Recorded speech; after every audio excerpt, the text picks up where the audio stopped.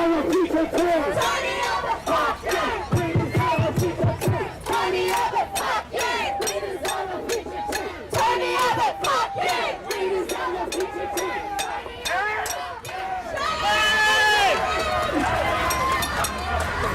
What do we do?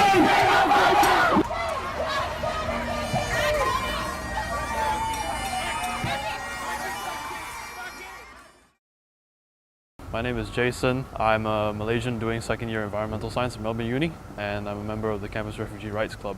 I was initially attracted to this club because a lot of the other clubs, they focus a lot more on forums and discussions. This one went out and planned protests and planned demonstrations.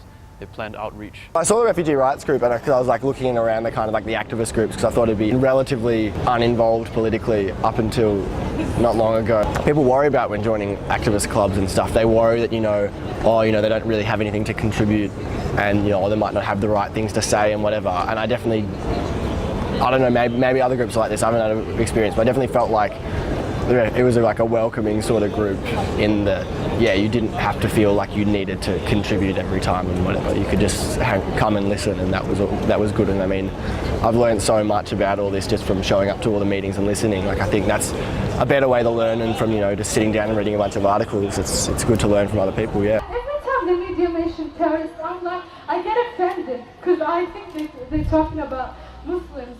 Like, this word terrorist, they're talking about Muslims.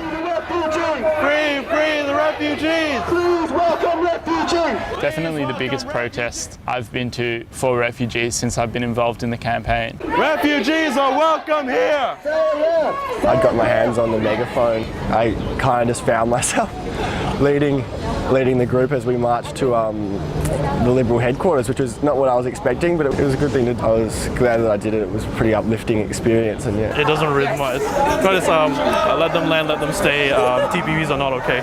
Let them land, let them stay! TPVs are not okay! We're all just university students, so we don't have a particularly large amount of influence in the public sphere. So I think, that being said, the protest is the most effective thing we can do to kind of, let people hear our point of view and present an alternative point of view to the predominant one in the public discourse. October 11th protest was more of a display that deterrence is still in our minds. It has not been removed despite the government's best efforts. I didn't really know what to expect. There was quite a few people, when the speakers were up at the State Library, who just stopped from the public and kind of investigated what was happening, checked it out.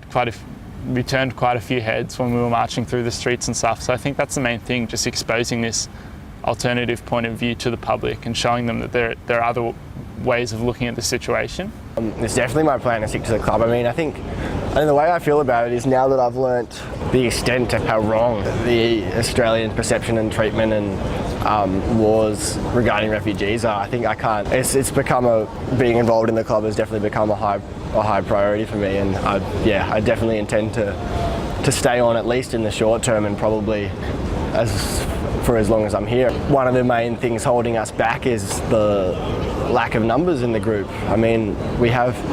Everything we've done has been great, but there's only so much you can do with only about 10 regular members. Free the refugees! Free the refugees! Anyway, everyone can make a difference, and the more people involved in causes like this, the better. Everyone can, and I guess everyone should try and help where they can.